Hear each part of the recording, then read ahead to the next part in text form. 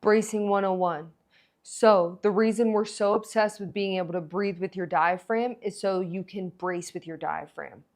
The diaphragm is right here that goes through the body, and as we inhale, it moves down into the organs, which increases all the pressure in here so that we can lengthen the muscles against that pressure and create a really solid brace through here that we can move and breathe through. Now, when you're first learning how to brace, you're not going to be able to brace and breathe on top and do the motion.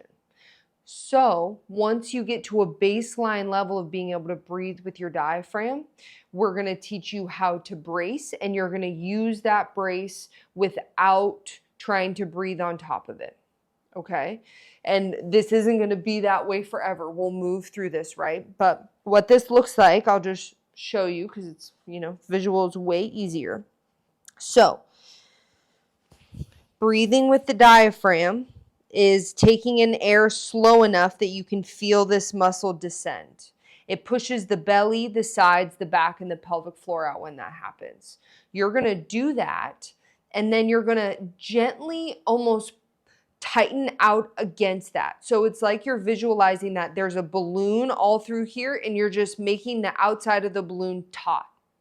So you'll be poking yourself in the sides, down here just above the pubic bone, in the back. And I want you to feel if you can create even tautness on both sides. Almost none of us can, right? We have a little bit of compensatory pattern one way or the other. So what this looks like is you take a breath, a diaphragm breath, and then you increase the tautness out against it, meaning that when I press here, the fingers don't go in. When I press here, the fingers don't go in. And when I press into the back, the fingers don't go in. Especially press just above your pubic bone. Feel how those muscles are. We want to keep that tightness. Now, you're not going to be able to talk on top of this yet, so you'll just relax, and that's the brace. But in every single rep of every movement that you're going to do in your plan, you're going to take that inhale with your diaphragm, create the brace, and then do one rep, whatever it is, whether it's a deadlift, whether it's an overhead press. You're going to do that one rep, you're going to come back up to the top, and then you're going to exhale, and you're going to reset your brace. So you're going to be moving on a held breath. And then we're going to teach you how to move while you're breathing. But right now we need to separate those things apart because it's really, really cortically challenging and demanding to do all at the same time.